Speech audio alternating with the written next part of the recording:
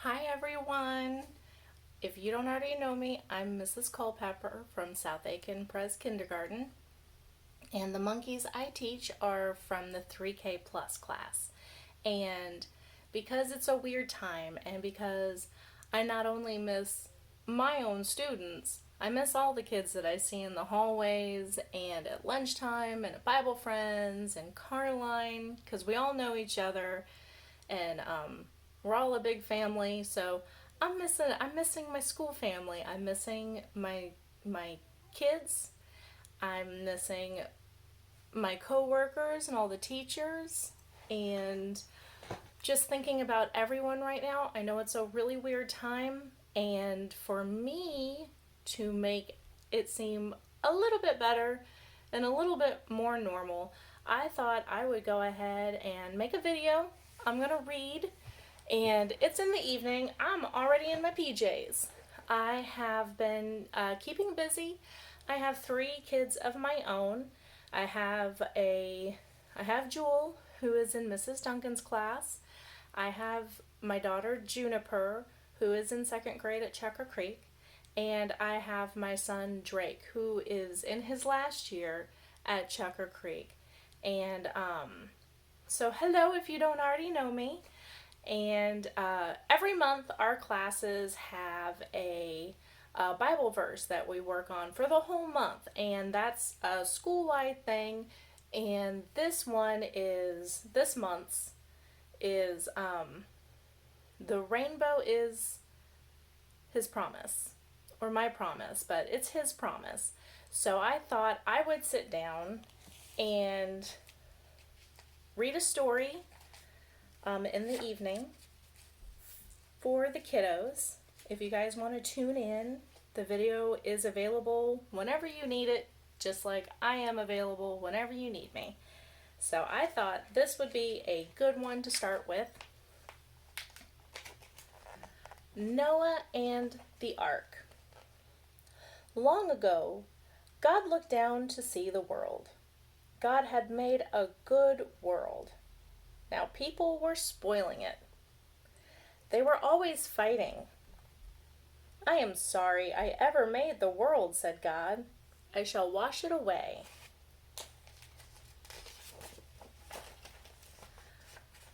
God saw that there was one good man, Noah. I want you to build a big boat, said God to Noah. It will be called the Ark. Noah was puzzled. There is going to be a flood, said God. You must take your family on the ark to keep them safe. Noah began to build.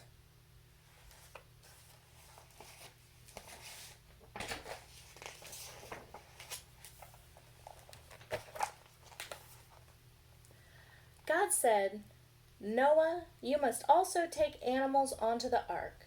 You must take a father and a mother of every kind of animal. Noah and his family were very busy doing as God wanted.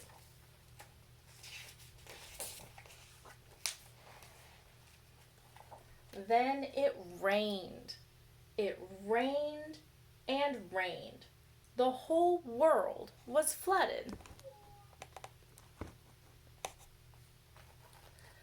The ark floated on the floodwater for days and days and days.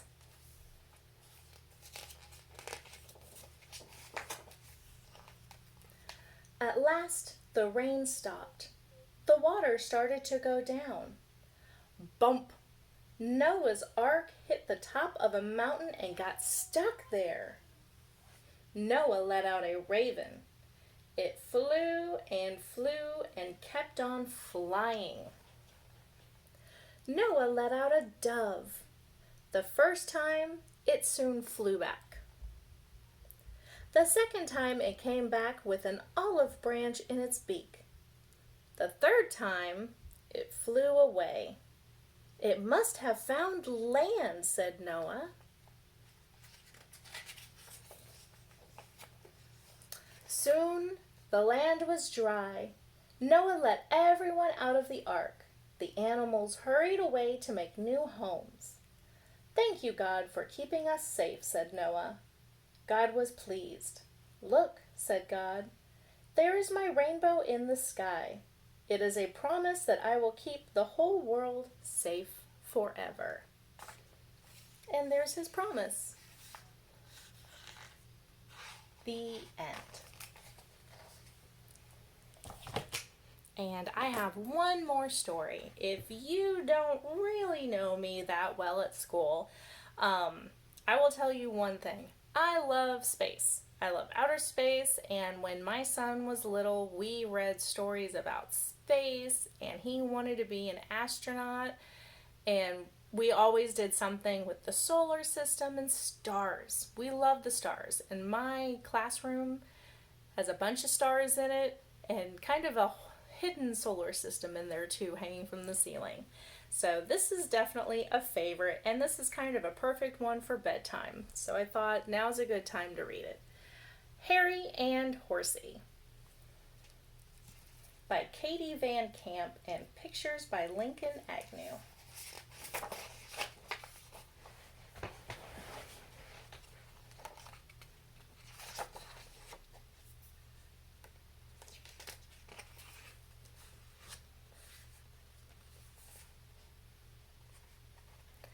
It was way past bedtime, but Harry wasn't tired. Neither was Horsie. The moon was keeping them awake.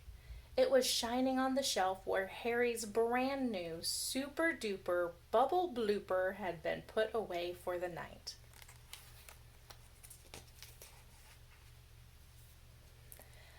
"Come on," Harry whispered.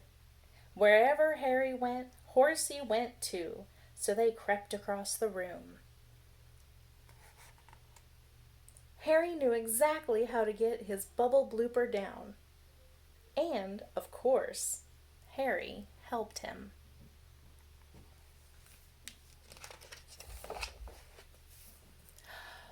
Bloop, bloop, bloop. Soon bubbles of all shapes and sizes filled Harry's room. Bloop, bloop. They bounced off the ceiling and bumped into the walls.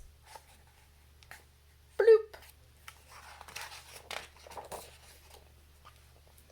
Then a bubble picked up Harry's train and, bloop, floated it right out of the window.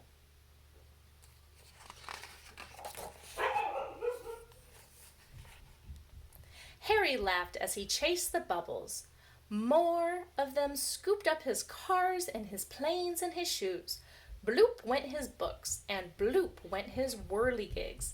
And then, all of a sudden, a giant bubble blooped and swept up Horsie! And it carried him up and away.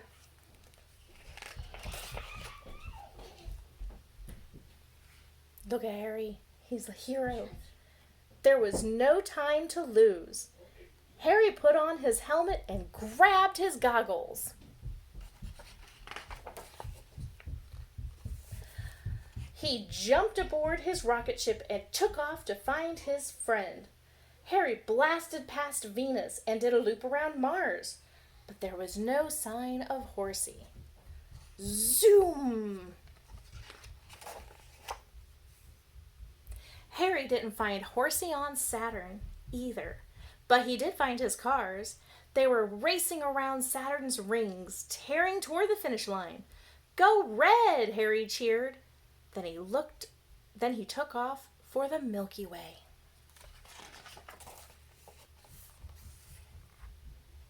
When he arrived, he saw something moving among the stars. But it wasn't Horsie. It was Kitty. She was having a lovely time in space with milk drops on her whiskers and stardust on her face. "Have you seen Horsie?" Harry asked. Kitty shook her head and mewed.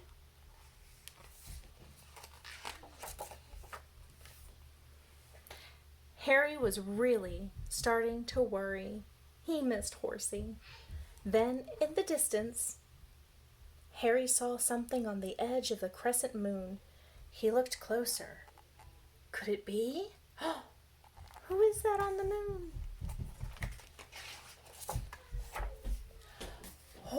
Horsie! There's Horsie! Hold on! I'm coming! Fast! Super fast! Way too fast! Harry steered clear of Comet and swooped around a satellite.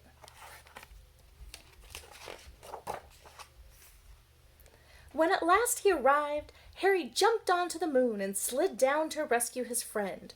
Harry was very happy to see Horsie, and Horsie was happy to see Harry too. Let's head home, Harry said, hugging Horsie tight. Next time we go on an adventure, let's go together, okay? Horsie liked that idea.